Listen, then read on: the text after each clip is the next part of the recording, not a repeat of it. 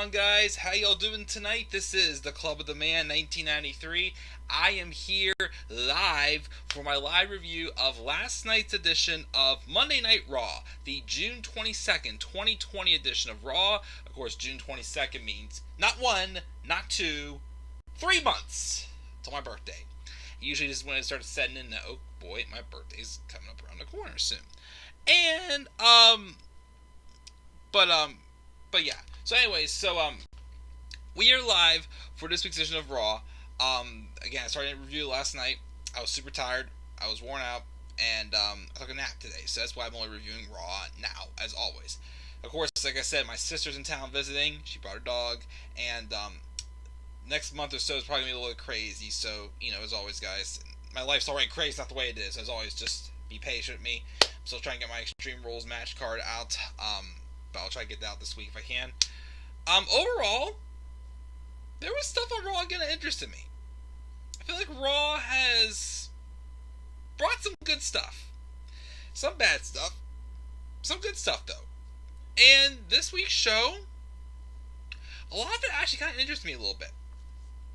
I'm actually kind of liking, for the most part, most of the things they're setting up for Extreme Rules. We also had some shocking news revealed today, as something that did happen on this show was meant to write a certain person off, which we'll talk about that briefly when we get to that. So we're going to brush through this and be on our merry way. Why the hell are SmackDown Superstars challenging Raw champions? We'll talk about that when we get to that. So let's roll into this. So my cousin texted me, bro, if you're watching, I will definitely expect your call after I do the stream. So we opened up with Drew McIntyre. And also, this was the Night of Champions. Monday Night of Champions, whatever the heck it was called. Because we had a ton, Championship Monday they were calling it. We had a ton of championship matches on this show. So we opened up. We had 4, actually. We had the Raw Tag Team, the Women's Tag Team, the 24/7, and the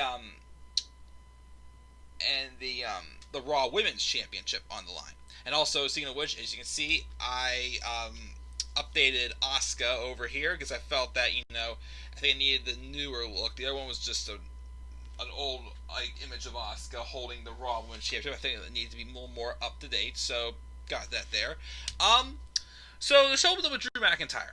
Talk about how R-Truth accepted a winners take all match with this WWE title on the line last week, but he still retained. That was the past. Now he's looking forward to the future. Basically wants to know who is next.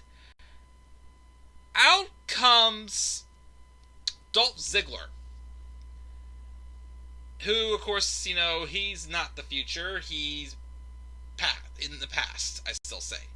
He talks about how he was traded. Him and his tag team partner, Robert Roode, were apparently part of the AJ Styles deal. He says he'd hate to have Drew lose the title to anyone but him. He mentioned how he played a big part in McIntyre's comeback story, because they were a team when Drew came back to the main roster. Drew needs a challenger for Extreme Rules, and all he's asking for is what he's owed. Drew says it's not that he's not talented, but Dolph has become exactly what they used to despise, an entitled jackass. He thinks the whole world owes him something when he doesn't. But he's right in that he needs an opponent for Extreme Rules. And he just wants Ziggler to think about what he'll do to him before he decides if he really wants the match. And Dolph wants it. So the match is official. Just like that, Dolph Ziggler comes to Raw, and the WWE Championship match is Drew McIntyre and Dolph Ziggler.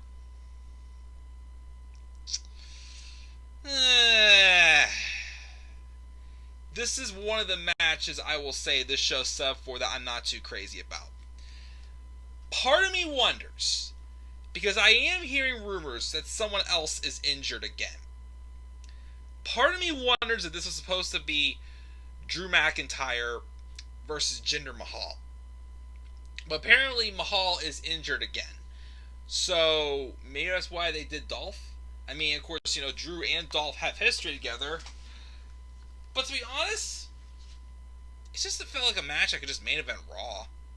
I mean, if whenever Drew was having constant matches with, like, Andrade, Cien Almas, and Angel Garza, right when he first won the championship, honestly, especially him and Andrade, that's a pay-per-view match. Drew and Dolph, though, this Dolph Ziggler, I don't feel for a pay-per-view. Because it'll be a good match, but not feeling it. Drew McIntyre and Dolph Ziggler for the WWE title. I mean, what's Dolph done to even earn the title opportunity? Again, any stable he's part of, he's just there just to eat the pins for everyone. So, I'm not sure if I really dig it. I'm not sure. Again, this was one match that they hyped up on the show that I'm not too sure how I feel about. But we're getting Extreme Rules, so nothing I can do. So, we're getting Dolph Ziggler and Drew McIntyre at Extreme Rules for the WWE Championship. And then we have Nia Jax come out. She takes a chair, sits down to the ring, and hisses her. Charlotte Flair is given another title opportunity, and I've been cheated out 2 weeks in a row of getting a title opportunity. Who should be getting a title opportunity? Me. Me.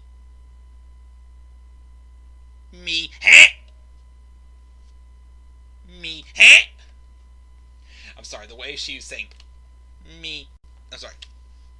Me. Just totally irritated me. Like, stop. Like, you're not cool. Stop. Like, stop. I can't stand you saying anything. So, Nia Jax is pissed off because she lucked out again on another title opportunity, even though the one last week on Raw was her fault. She was about to get disqualified. Asuka rolled her up, and the referee still did like a fast count for Asuka to lose the match. So that's all on Asuka right there. Asuka costed her. That's all on Nia Jax there. Nia Jax costed herself the opportunity. So if anyone she should be complaining to, it's herself. And yes, we know that Charlotte was about to get her 67th title match in 6 years.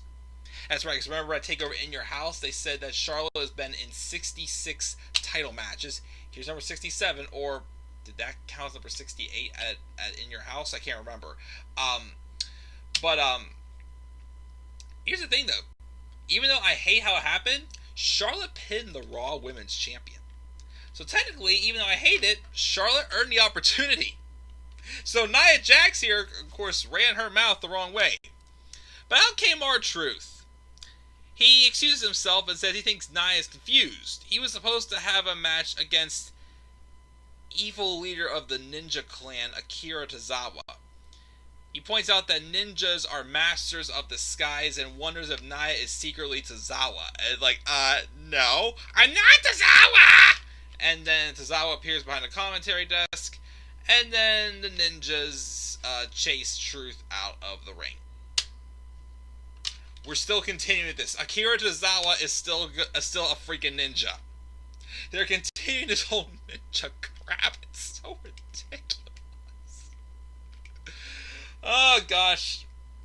Technically, Tozawa should be considered a heel because he's playing the antagonist in this stupid whatever the heck that was at Backlash. But I can't even consider him a heel. But he's just a fantasy act or something like that. If he actually has a serious direction as a heel go, maybe I will actually do a turn alert for him, but it's just a comedy act. I can't do a turn alert for him. I will be doing one turn alert though after this show though. But anyways, Charlotte came out. So Charlotte's like, so here's what's really going on. Nia dropped the ball and she's throwing a hissy fit. That is true. Nia fires back and like, you get whatever you want because your daddy's the nature boy. Nothing new. Charlotte's like, okay, you're right, but Nia calls herself her delusional. She thinks her dad didn't pave the way for her, but Charlotte's like, you're right. I am delusional. It was my dad that beat Asuka twice last month. It was my dad who was rattled off for accomplishments. That's true. Her dad didn't beat Asuka at WrestleMania. Her dad didn't become, well, her dad did become 16-time champion. Her dad didn't do this. Her dad didn't do that. I get it. We get all that. So Charlotte actually spoke some truth, even though once again, overexposure, but she spoke truth. So Nia fires back that Flair gets whatever she wants because her daddy is Nature Boy. Then Charlotte gets in the ring with the assistance of a crew member, and I'm sorry, wrong one. Anyways, Nia says she hasn't beaten her. The last time they met, she dominated Charlotte, which was on that Raw right before Charlotte was drafted over to SmackDown a couple years ago. Since then, she's built her legacy on easy targets and avoided her, and they both know she's the one woman built to take her crown. Who's the one that's going to destroy you? Me.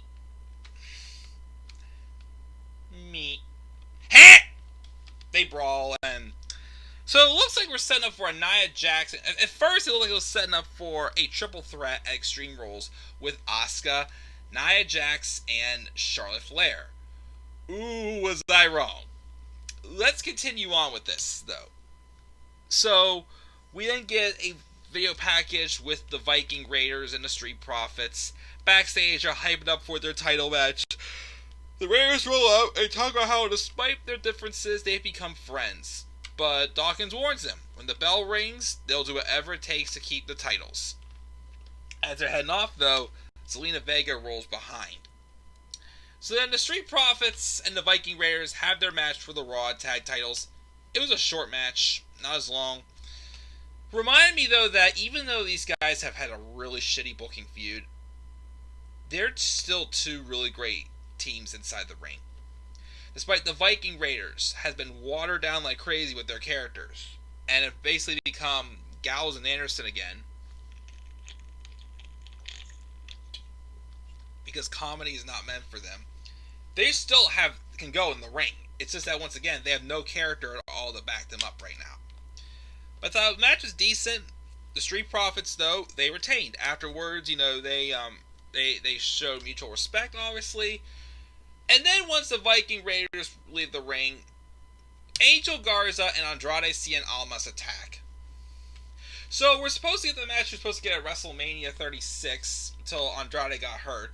So now all of a sudden, just like that, we're on the same page after Garza and Almas was feuding with each other for a couple weeks, and now all of a sudden they're cool again. Doesn't make sense. I don't know if I really care about this match. I'm probably going to do it Extreme Rules. I don't know. I'm not going to predict it. But, yeah. So they attack us and all that jazz. Seth Rollins is backstage. And he talks about how sometimes we're chosen for roles beyond our choices. Like he and Ray have been. The difference is that he's embraced his role for the greater good. But Ray has been defiant, and defiance breeds suffering.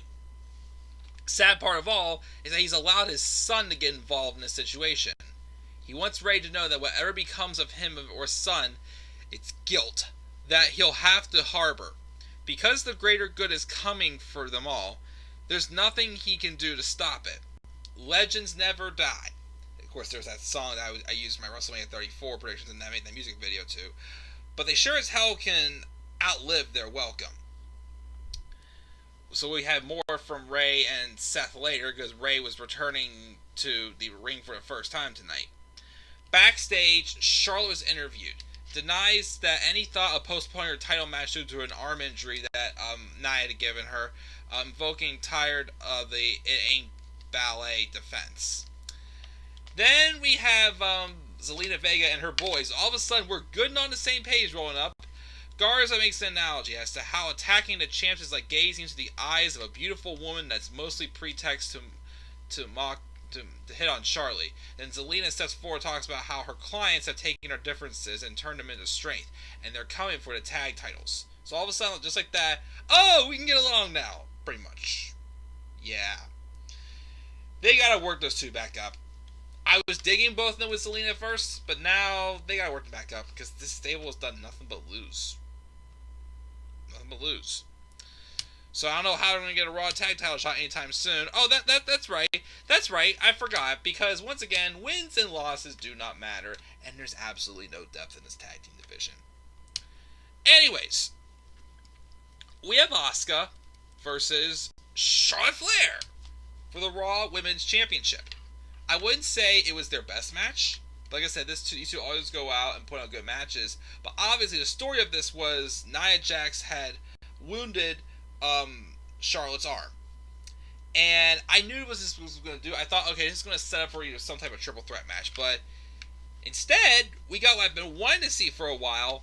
And even though it kind of ticked me off at first, they had to literally, wound Charlotte Flair before this, I still like how they did this. Because Asuka, despite the fact that Charlotte's arm was kayfabe injured, Asuka got Charlotte the tap. Besides Sasha Banks in their feud in 2016, I don't think anyone else has gotten Charlotte the tap. And once again, I know, again, her shoulder was injured, and once again, they could have had Asuka defeat Charlotte at 100% at SummerSlam, as I'm predicting, but apparently that may not be happening now. Because Charlotte tapped. They could have, they could have had an easy way out and just had like Asuka roll her up or something like that to win this, but no. She got Charlotte the tap. And I like that. I like that they actually, made Asuka look good, despite the fact that, again, Charlotte was wounded. They still got her to make Charlotte tap out. I thought that was a great thing. But now, of course, Nia Jax is out of the title picture. Charlotte's out of the title picture. Who the hell is going to challenge for the Raw Women's Championship now? Well, first, let's move forward here, though. As we had, of course, one or two other things happen with this. But Nia Jax is backstage and saying, be ashamed if someone were to kick the queen while she's down. And that person will be me. Hey! We got something else though later on, and then I'll get to the nitty gritty about Ms. Charlotte Flair. But speaking of nitty gritty, let's talk about this promo that Edge cut. This was a really great promo. Another great promo by the Hall of Famer, the Rated R Superstar. I loved it. So Edge is sitting in the ring, somewhere seated in the corner. Randy may have won at Backlash, but didn't live up to his claim of being the best natural wrestler of the two. He may have tore Edge's tricep off the bone, but he kept fighting. And he saw the panic in Orton, which led to his accidental low blow. He saw last week that Orton can shout that he's the greatest wrestler even from the mountaintop. Do whatever you want, because beating him clearly means everything. But for Edge, beating Orton is what he accepts. And he's disappointed that he didn't see the low blow coming or did it first. It's not happening again. But Orton lit a fire in his gut. Reminds him that he's the legend killer. Well, this match, this injury, not being able to pick up your daughters on Father's Day, that showed he's got to wake up a side of him that's been dormant for too long. The second he hit that punt, put Christian into a corner despite not being cleared, and he punted him as well, Christian's been his best friend for 36 years. He walked through every trial and tribulation in his life. Orton put the PG superstar to bed. And for that, he's thankful. Because Orton woke up the side of him that will sink to any level to get what he wants. He doesn't care about winning a wrestling match. He's going to embarrass Orton and emasculate him. And he wishes that I love this line. He wishes Cowboy Bob was firing blanks the night that Orton was conceded. I'm like, dang! Firing blanks! Jeez, he wishes Randy Orton never existed now. Oh man, this was again pretty bold. Anyways, where was I at? Okay. When he comes home, Orton's kids are going to come running up and ask him if he's okay, and he won't be. When he goes to hug his wife at night, they won't be able to look at each other in the eyes because they both know what's coming. Randy has voices in his head, but Edge is gonna be screaming louder than all of them. He'll see every aspect of his life infected, tear it apart brick by brick from the inside. He has no idea what he's done, but he's woke up the evil. He's woke up the Rated R Superstar. Get some sleep while you can, Randy. Edge did not say when he's coming back, but he's promising to make Randy's life a living hell. And that alone makes me want to see the rubber match.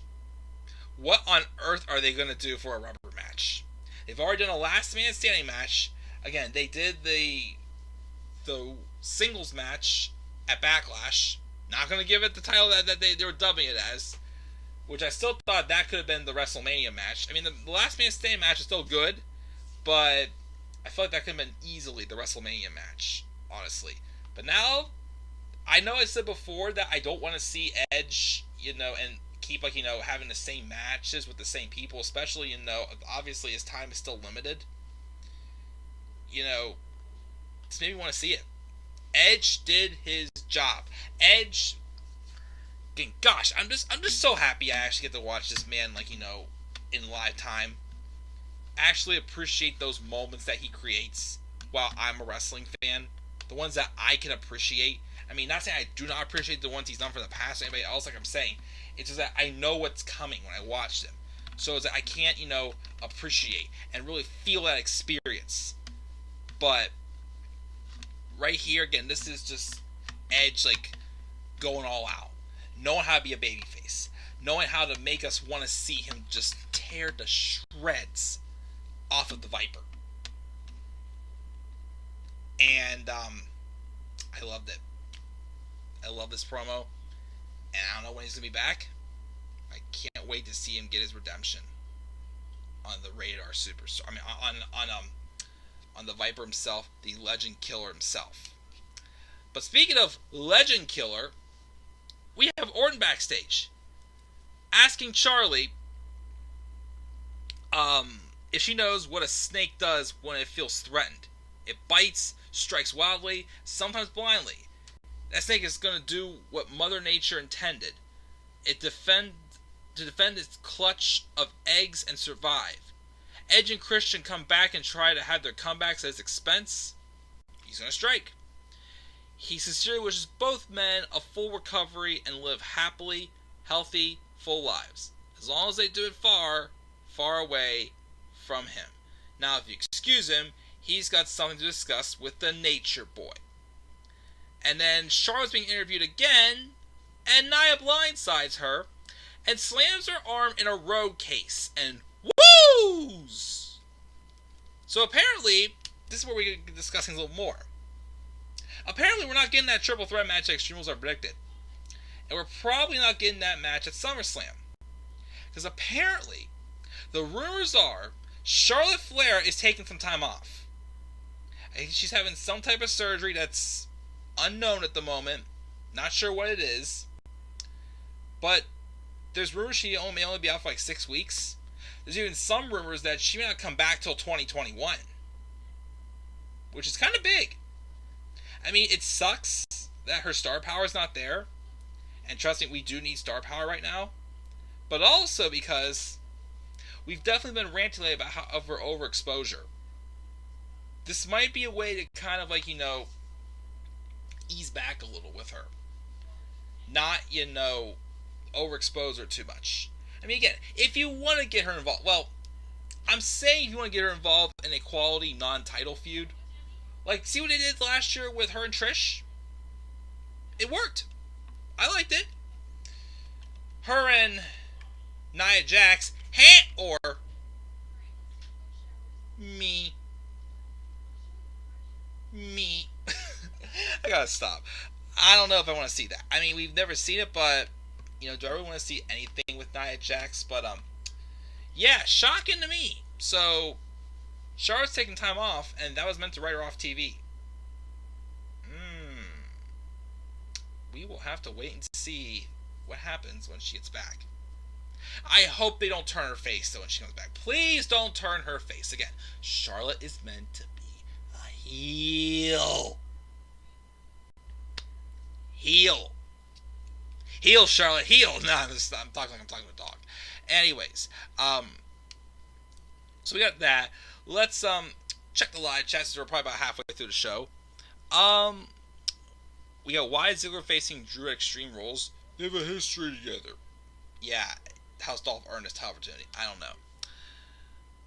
El Dragon El Dragon, what's up? Drew McIntyre versus Randy Orton. Starting that may be happening at SummerSlam now. Before, of course, last night, and I would make my Extreme Rules predictions for card predictions. I was going to say that should be happening at Extreme Rules, but I guess it's happening at SummerSlam now. Be a good match. I did not bother to watch Raw. Apollo Crews and Drew McIntyre. Maybe. Ooh. I like this one. Tyler suggested. Samoa Joe and Drew McIntyre. I'd like that. And why is Orton facing the Big Show Extreme Rules? We'll talk about that shortly. I don't know why they're looking at a title opportunity, and please let the stupid Viking Raiders and Street Profits feud be over. Oh, it finally is. But now we're moving on to the Street Profits and Andrade and Garza.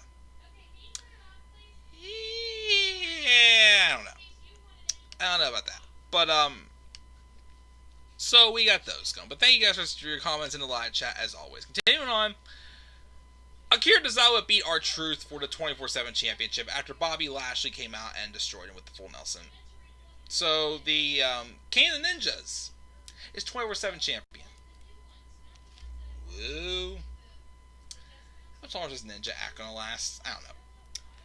Anyways, then we have Natalya. Says, Charlotte's arm looked really bad, and with Becky Lynch out, the Raw Women's Division needs her leadership. Oh, it needs some more star power, Natty, that's for sure. Asuka isn't the best person to lead the locker room, since she's so hard to understand. Natty then just, just bullies the interviewer for not scheduling this interview ahead of time, because she's got a big announcement, but no time to make it before her match. Obviously firing shots at a couple weeks ago whenever Natty had to make took that phone call from her husband, and they told her that, you're out of time, we can't do this.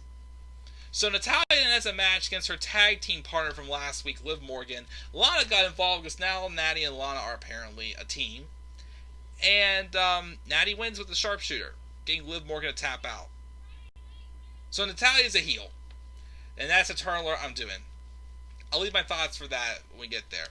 So, we have that. And we'll address Liv Morgan in a second. Also, we had our backstage segment with her. Backstage, we've got, well, it's the Big Show. He's backstage being interviewed.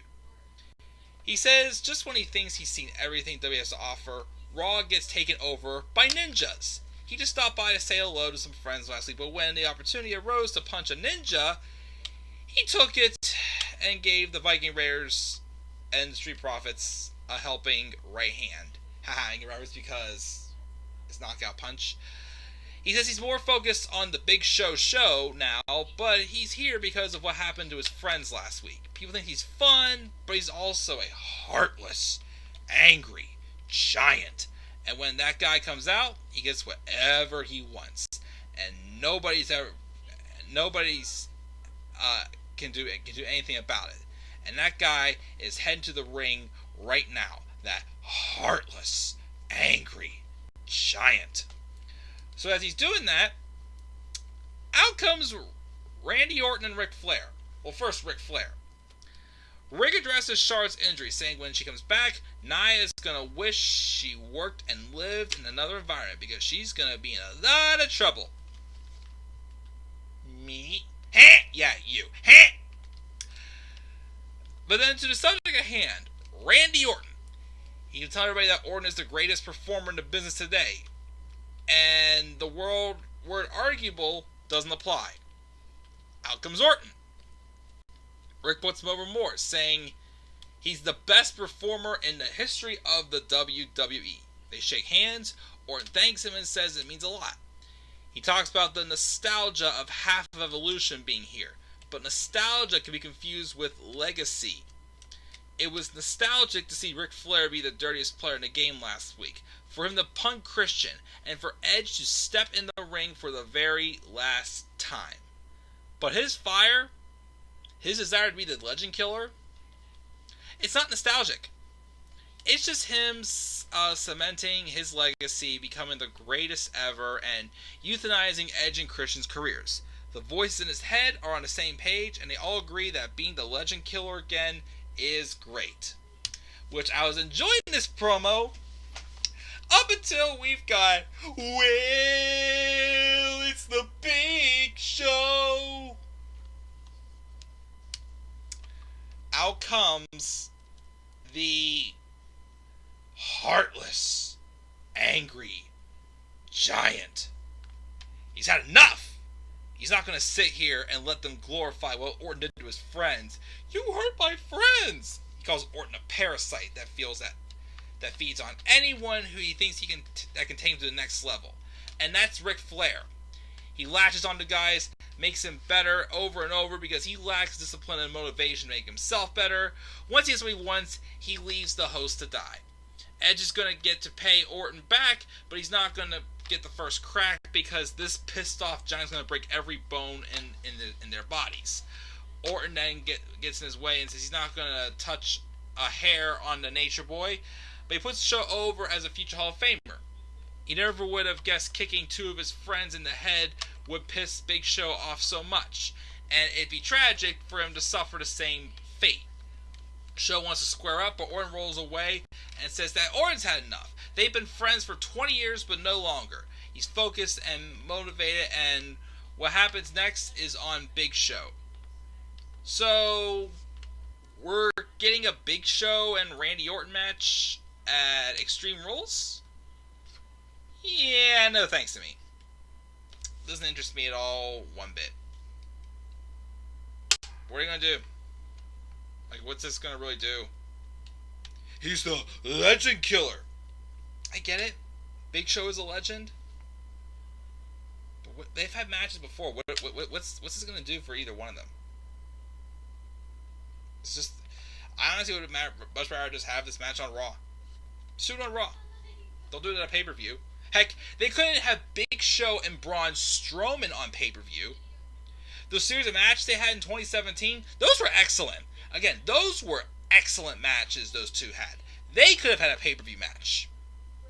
Instead, you had Big Show and Big Cass, which I was open to giving a chance. Didn't work. Big Show and Randy Orton on pay-per-view, though, it doesn't turn ahead for me. Anyway, so we had that. Then we have the Boston Hug Connection defeating the Iconics. The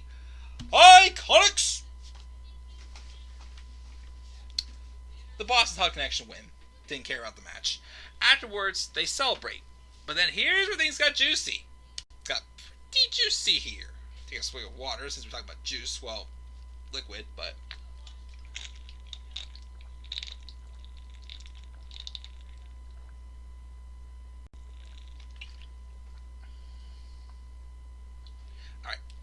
We're good. Anyways, so, after the match, so Sasha says she's been thinking. She gets a little jealous whenever Bayley brings up that she's a double champion. And she's happy for Bayley, but can't help but want to experience that herself. So she's trying to say at Extreme Rules, she wants a title match. And I'm just like, ooh. We're getting Extreme Rules, not waiting until SummerSlam? Like, well, maybe we'll get it just, heel on heel at Extreme Rules, and maybe, the fall will happen at Extreme Rules. But, she's not challenging Bayley. She's challenging Asuka for the Raw Women's Championship.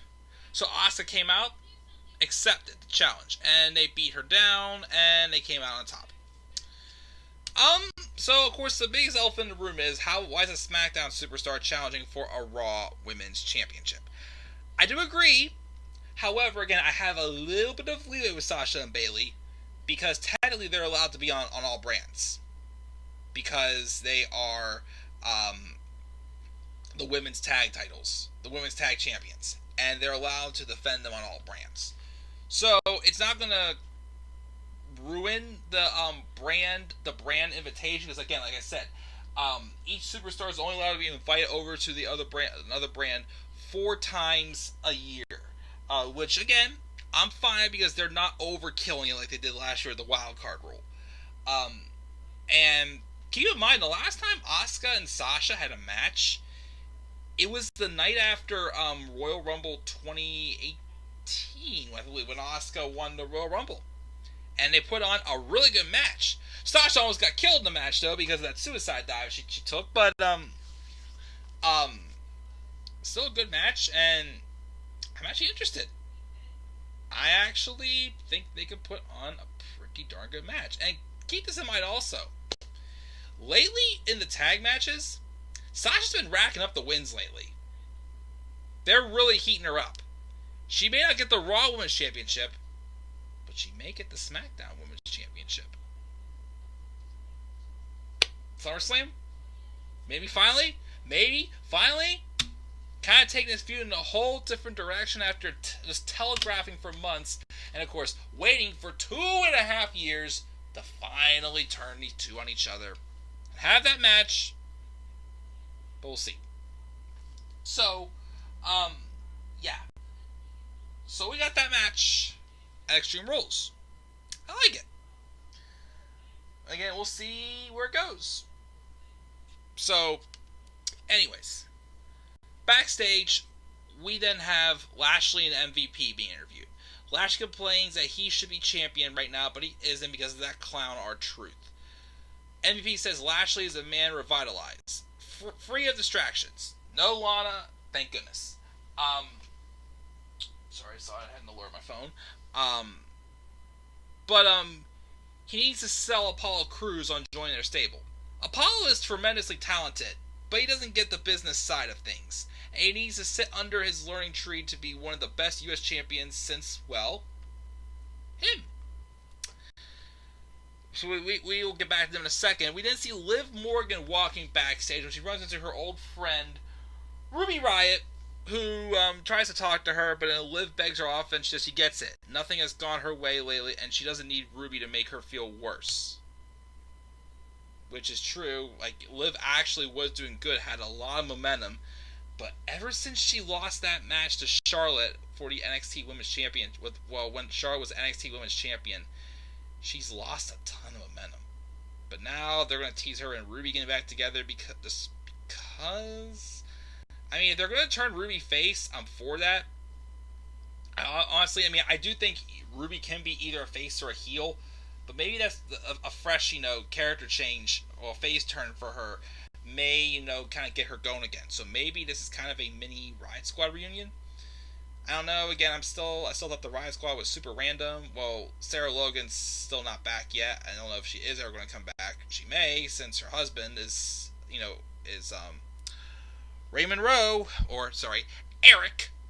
Eric of the Viking Raiders. Maybe she'll come back. I'm not sure, but they're teasing it. Obviously, they turn Natalya heel. They gotta turn somebody face. So I guess it's Ruby. They'll finally give her something to do because she's literally been crap ever since coming back from her double shoulder injury. But MVP then is out for the VIP lounge. Apollo Crews' guest. MVP says it feels right to have the U.S. champion in the VIP lounge. Apollo wants to be a fighting champion. He respects that, and he respects Apollo. But he had to go and recklessly blow out his knee and forfeit his spot in Money in the Bank. And that's when he realized Apollo Crews needs help navigating those bad decisions. He's already made the mistake, and he can help Apollo use the title to give his daughter the life she deserves. Crews says he got this far without any of MVP's help. He appreciates the offer, but the answer is still no. MVP says if he wasn't dropping gems, Apollo would still be here listening. And he says there's no rule he has to be out here week after week. He can be champion for a very long time, and it's not going to happen unless he has MVP's help.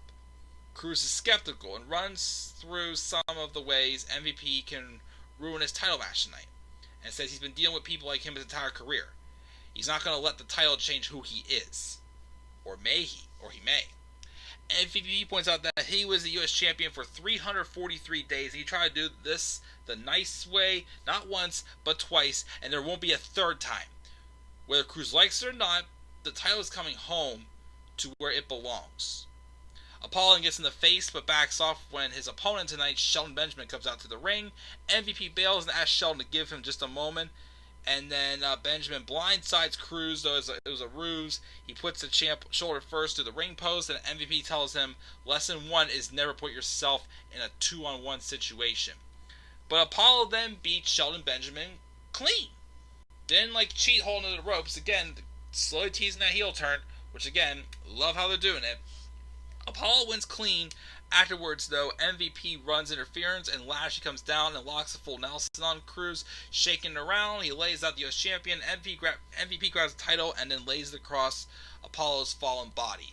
So, like I said, are they teasing maybe an MVP and Apollo Cruz match at Extreme Rules? Maybe. And again, it might be his way to continue on this this story of having Apollo Cruz join MVP. We'll see. But then we get back to focus on the ending segment. The thing we the hype of all night. The return of Rey Mysterio. Rey's chilling backstage in a storage room where Dominic rolls up to ask if he's sure he wants to do this. Rey wants to show Seth just what it means to be a Mysterio. They both go to the ring. Rey says, one of the most terrifying things that can happen to a parent is not being able to a hold of your child. Last Monday, he couldn't get a hold of Dominic, and that scared the hell out of him. But when Dom got out of a 3-on-1 situation, he was proud. But he's still angry for him putting himself at risk. He's pissed at Seth, but he's learned to accept what he did. And even though Dominic is bigger than him, he's still his father. And no matter how big or strong he gets, he'll always be his child. Since Dom fought for him, now it's his turn to fight for Dominic. And he's got this one. He needs to get revenge on Seth by himself. But Dominic is like, family though, this is family. And family wants to fight. Seth Rollins comes out. He says if they want to fight, they're putting themselves in a very difficult situation. He doesn't know what to do. Go to the ring and slaughter a father in front of his son, or make him watch as he sacrifices his boy. It's not to him, though. None of these decisions are his. It's destiny. And it seems to him they're both in the same place at the same time. 2 eyes are better than 1. So, he's looking to pierce Rey's other eye, and he's looking to pierce Dominic's eye into the steel steps like he did to Rey last month. So Rollins comes down to the ring and then falls to his knees, and as his disciples, Buddy Murphy and Austin Theory come down. He says Rey could have walked away easily, but... And then the odds are evened up. Well, technically, they get the one-man advantage, as Aleister Black and Humberto appear, and they all brawl. They basically work together to run off the heels. Seth's alone, though, then surrounded, begging off on the floor. Looks like it's going to be a 4-on-1 attack. Rey then nails him with the 619, and then they hold up, and then Rey and Dominic both drag Seth over to the steel stairs, clearly thinking an eye for an eye. They want to literally pierce Rollins' eye like he pierced Rey Mysterio's eye. They hold, let me see here. But then Murphy and Theory recover and make the save. And then they hold back Rey, and Rollins gets a hold of Dominic. And he's about to try to do the same thing to Dominic that he did to his father. But then Carrillo arrives at the chair, and so does Aleister Black, and he runs them off. So unfortunately, Seth was not able to, sacrifice the boy. It's like, Rey Mysterio is Abraham, and Dominic is Isaac. Sorry, getting my biblical references there. So they was able to succeed, but I love those teases. This has become a pretty darn good feud. I think, though, we're going to see... I thought we were going to get a Seth Rollins and Rey Mysterio singles match. But I think instead, we're going to see Dominic Mysterio get a match. I think what's going to happen is it's going to be a 6-man tag match. I think... Well, I'll get to my stipulation in a second. It's probably going to be Rey, Humberto, and Aleister taking on Rollins, Murphy, and Theory at Extreme Rules. But I'd say one of them gets written out of the match. Let's say it's I'd say it'll either be Umberto, or if Ray is not completely medically cleared to compete because of his eye, maybe Dominic, because Dominic is replacing somebody in that match. Again, if Ray's wrestling, he's replacing Umberto Carrillo. So I'm going to write off Umberto Carrillo, and Dominic's going to wrestle. Either way, Dominic is wrestling in this match. His promo skills need to improve, yes, but his in-ring ability actually really does catch my eye. Like, I actually am interested to see what Dominic could do in an actual pay-per-view match. I mean, he was kind of involved in one when he was helping Ray when he had that no-holds-barred match against Brock back at Survivor Series. That was a really good match. So I'm interested to see what will happen with this tag match. And again, tornado tag match. 6-man tornado tag match. It'll be really darn good. And I'm actually very excited for it. So we'll see how it goes. But that's Raw, guys. Again, some stuff, yes. Some stuff I did enjoy. Me. Sorry. Me. Sorry. I can't say when she does it. But overall, I like this week's episode of Raw. I gave it a B. Solid B for Raw this week. That's my grade. Let's check the live chat before we go off the air here. And again, I will do the turn alert for Natalia. Let me see here. Extreme Rules is going to suck. Orton is a legend killer. 2003. Don't tell me that stupid wildcard rule again. Again, it's not really an effect. Again, it's just this brand to brand invitation. And again, it's not happening all the time. So I can live with this. I'm not liking it. It should not be Sasha. She's on SmackDown. Understandable. Like I said, it's okay for her to be on both brands because she is the women's tag team champions. So they can fit on all brands. So I'm okay with that one. But if you're not, that's fine. But that's going to do it, guys. That's my review for Raw. Again, stay tuned as I do my turn alert. So what are your thoughts on Raw this week, guys? Leave your thoughts down in the comment section below.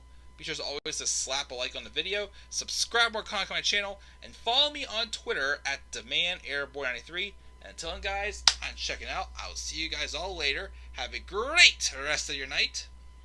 Peace out, everybody.